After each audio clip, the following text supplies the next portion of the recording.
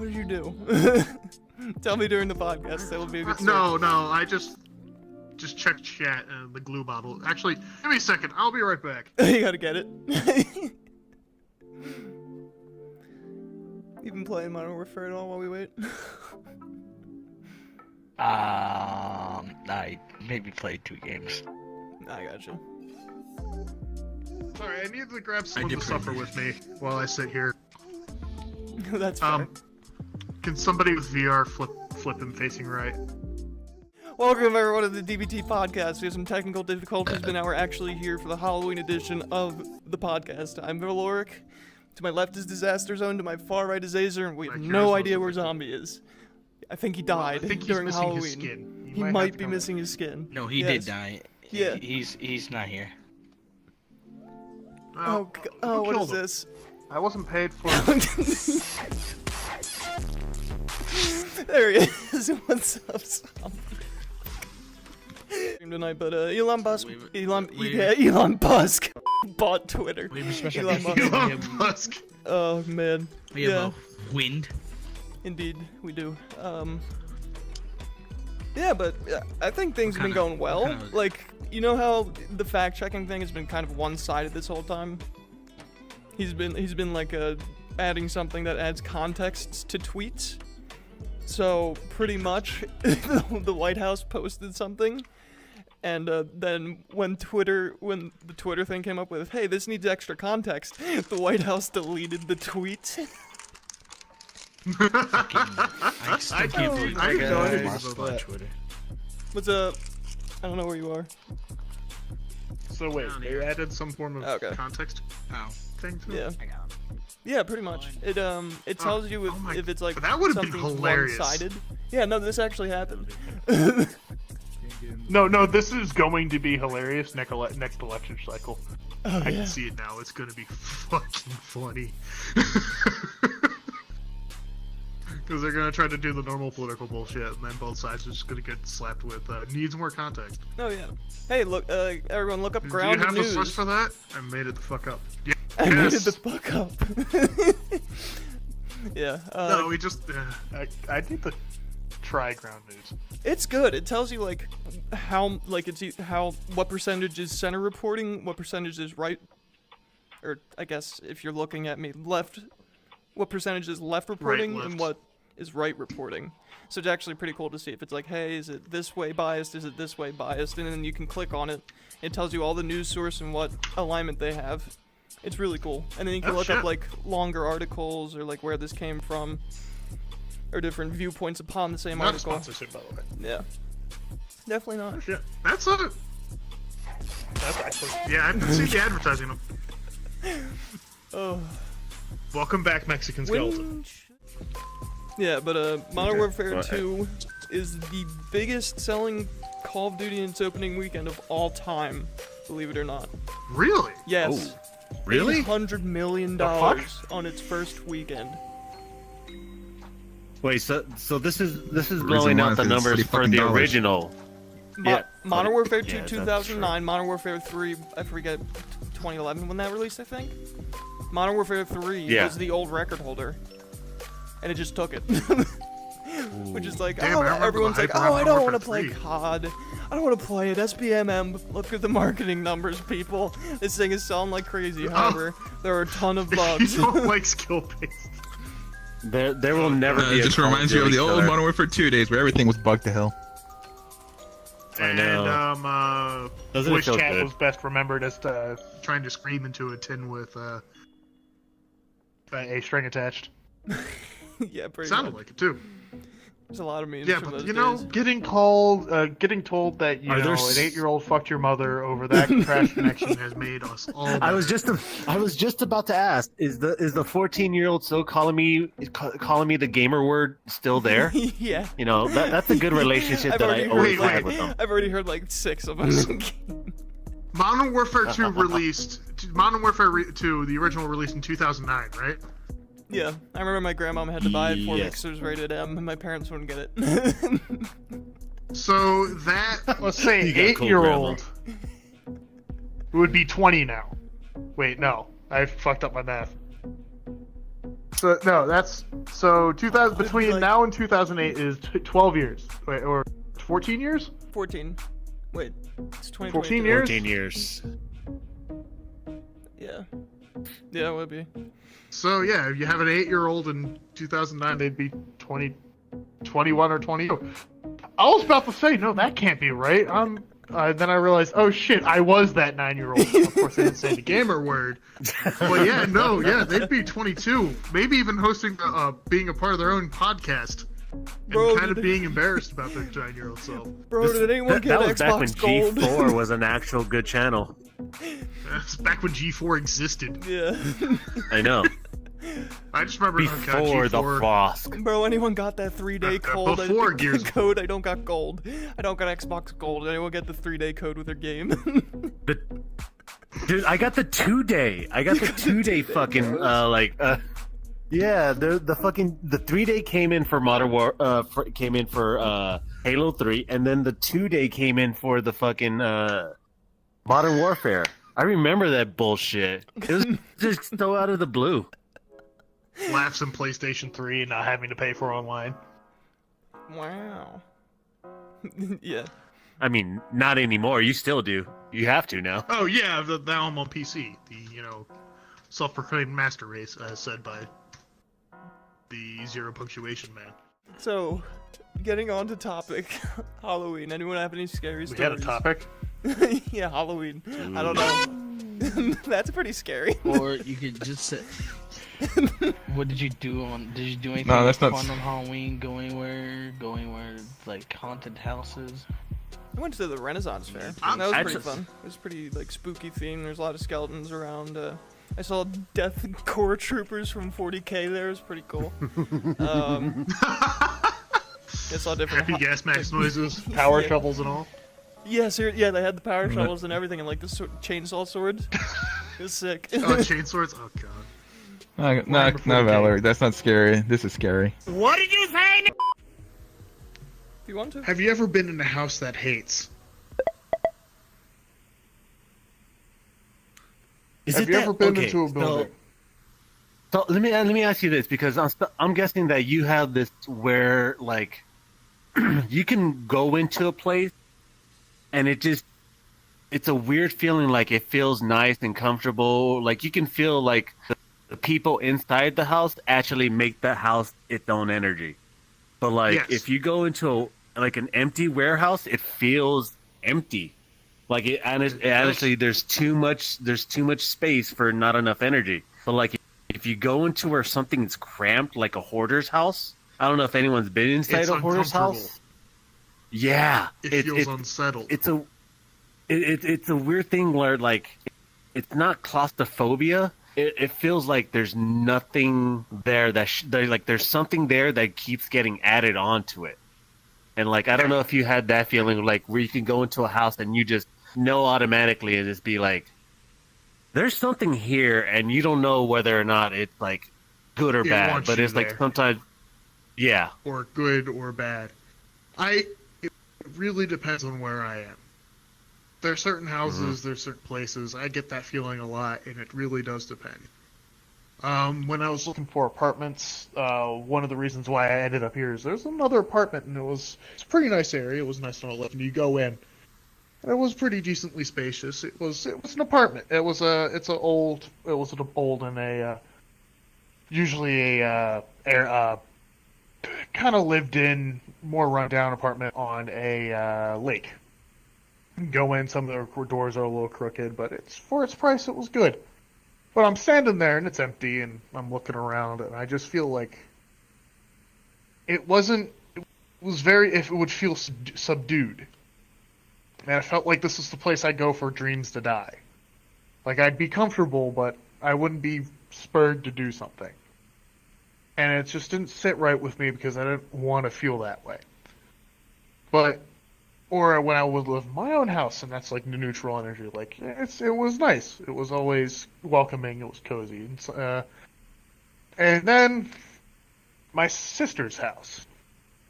So to give some context, this house was it was an old house. It was an old colonial type house built in the 1700s. It was that old. It was up in Connecticut, and it was an old two-story building. The stairs were practically vertical. It was so old that I'm pretty sure that the wood was completely and totally dried out, and it would catch with the slightest fire. It also hated you. I rarely visited my sister when she lived in that house, mostly because it was a 3.5 hour on good time trip from New Jersey to Connecticut, not including New York traffic. But every time I'd go there, I would instantly get a headache, and it instantly felt like the house wanted me out and was doing every possible measure it could to do so. It felt like it was trying to push me. It felt like it was wrapping its hands around my head and trying to go, leave us. And you would go in, and it was old, and there were big-ass spiders that had no right to be up that far north. There was cracks in the floor. There was a light underneath the floor that my sister and her roommates, who'd lived there for about 2 years at this point, still didn't know how it was turning on and turning off. Things went bump in the night. Things went bump in the night. The first floor was on a slope because it was sagging so much. This house should have been condemned. Then you went into the basement. So the house already hates you. But it was pressing. It wasn't violent, but it was the same uncomfortable level of hate that you know when you sit down at a table filled with other people and they don't want you there. And then you'd go into the basement. It was a completely unfinished basement. You went down there, the walls were cinder blocks pretty much, or stone. The floor was flat stone. I'm pretty sure there were like 3 exposed bulbs for the entire dark area. There's fucking massive cobwebs everywhere, and there was a washer dryer. So I'm moving my sister out at this point. I go, and she's like, hey, can you grab the clothes from downstairs? And I go downstairs, and the fucking clothes are all in a wet pile on the ground. I'm sitting there. I grab one or two, and I feel chill run up my spine, and I look over. I don't see anything. It's not completely dark, but it's that slight twilight that you can just barely see everything, and your eyes start to make things swirl in the darkness. And I just have this inexplicable feeling of dread, and that I should not be here. I'm afraid of the dark, I fully admit it. But I'm not afraid of the dark. It's an interesting dichotomy. I'll go out in the middle of the woods with a shotgun and set up traps, and I will be completely fine. I'm in an enclosed building or in a room and I'm trying to fall asleep or do something, and suddenly I can't. I'm sitting in this sub basement, and the feeling got worse. Like it was next to me or near me, and it was bearing me to stay. So I went upstairs and said, nope, I ain't doing that. I ain't going down there. I don't believe in ghosts. And I'm going to paraphrase my father on this. I don't believe in ghosts because I don't want to be wrong. But from the way my sister told me is there was somebody who there was a thing that lived there. It was some form of sort. It was some form of thing, and pictures would get knocked off the walls. Things would happen. Shape would move. And things that they really just couldn't explain. And it's the only house that I've ever been into that hated. It wasn't taken care of, it was very unsettled, and it didn't want you there. And the only thing that backed me up is several months later, everything's moved out, the eeriness faded. I'm talking to my mom about it. I'm like, how'd that house feel to you? And she said it felt like it was completely unsettled. I did not want to be there that day. I'm like, huh. Basically unprompted. Had the same exact feeling. fear is an interesting thing. It's something that has been with us due to evolution for a while, so we don't get eaten. And it's interesting how it can get triggered by simple places like that building. I'm not big into that kind of stuff. I'm very much an engineer and very much in the practical mindset, but there are certain things and certain times where I go, something's not right, and I have to stick with it. So those are my horror stories. Well, not so much horror stories, but more creeping dread. Ooh, I got a shiver at the end. Yeah, that's... Whew. That's a good one. I was looking around this room like, oh, God. Yep. So, I can add on to that feeling where you can have a... where it's really weird or anything like that, or it's just like... You ever felt like you're just in danger and you had to do whatever you can? Like... I don't know if any one of you had like the fight or flight like experience where it's just like out of nowhere, or just like there's nothing you can do. You're either running or you're fighting. You're doing whatever you can. Fight, flight, or freeze. Well, yeah. Well, I actually had that. It's one of those moments that it happened to me at work. It's in my job that I currently have, and it's in the building. It's this warehouse, and it's like I want to do something at midnight, and I want to ask my work, hey, can you let me stay here in the middle of the night? Like I asked that 3 to 4 times by now, and I have not gotten an answer.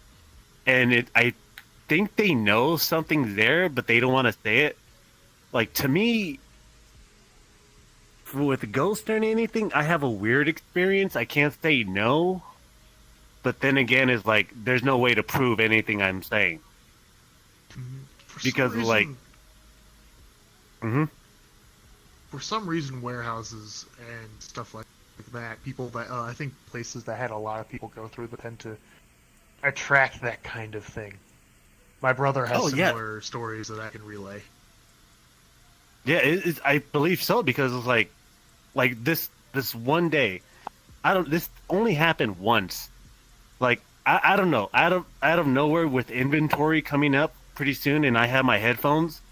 I know there's no one behind me, and I know there's no one inside my boss's office, and it's like I'm right here, and my boss's office is like the window, and it's right there. We can see each other, so there's no way I can get away with shit. Mm-hmm. And then I'm working, and then I just feel like there's nothing touching me. There's just I know something is watching me from very far away, or there's someone standing. My boss's office will just go dark, and there's something standing in there watching.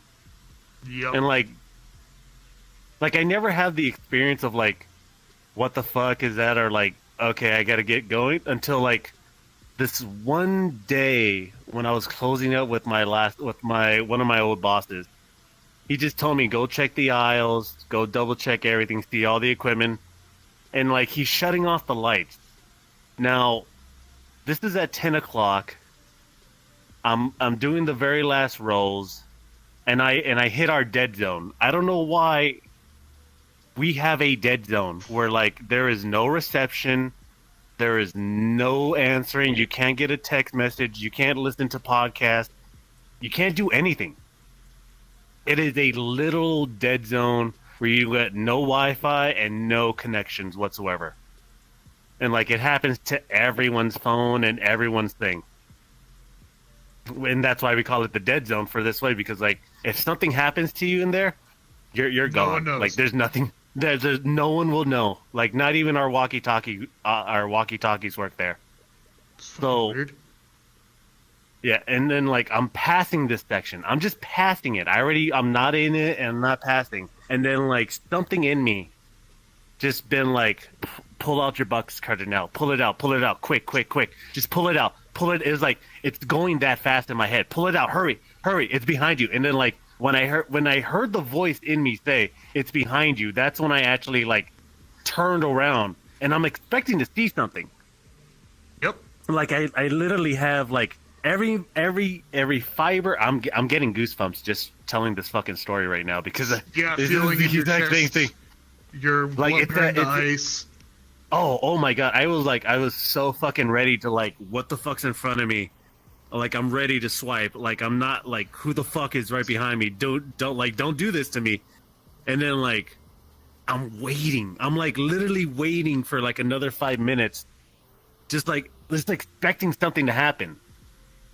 Yep. And then darting I just around, looking around. No, yeah, and like I'm like physically, I'm like this. Like I have my knife right here, and then like it's ready to splash. Like it's just ready to splash like this. This is like I'm ready, and then like there's nothing there, and there's nothing there, and then this goes on for 5 minutes of me just waiting and waiting and waiting, and then like I hear my boss, I hear footsteps. Yourself. Yeah, and like all of a sudden I kind of come to as I hear my boss's footsteps just getting closer. I'm like.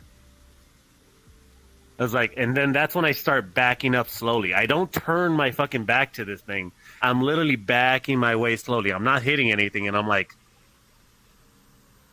what the fuck just happened? I was like, what the fuck just happened? I literally grabbed my shit and went to my boss and like, I'm not telling him. I'm just like, I'm gonna be next to you right here. We're just gonna like, let's go. Like, are we ready? Let's do this. And then like, that story never leaves me. And then was like, that was the first time I ever actually pulled my weapon out on anything. Like that was like, it was just such a surreal feeling to like to pull out a weapon and have like no one in front of me right there. Like I'm expecting something, and there's absolutely nothing there. And that was one of those moments where it's like I was like, I just threw my hands up and like, all right, my day's done. I don't know. I was like, I don't know what the fuck just happened. Let's We're not doing go this today. Yeah, I'm just like, I'm gonna go get a drink. I'm gonna go home, and then like I'm gonna take a shower, take a shit, and come back in the morning. I was like, whatever's gonna happen. And that was one of the freakiest moments until I got like home, like about a few months later. This is when I was staying at my mom's and them. Just working on a weekend. I come home from overtime. I'm ready, like to just like, all right, I'm just gonna pass out. I'm ready to go. I open the door to my brother's room just to see if he's awake. I peek in there. I swear, there's someone right there laying next to him. I'm like, oh shit, okay, he has a girl with him. I was like, I was about to slam it, be like a dick, but then it was like, oh no, there's a girl. Slowly creeped out. I go like that, and I'm like, getting this is my mom comes out of her room. She's like, gives me a kiss, and I was like, hey mom, I was like, who's the girl? And he's like, what girl? The girl in my brother's room. There's a girl laying down next to him right now. Like, when did this happen? I was asleep during the whole time.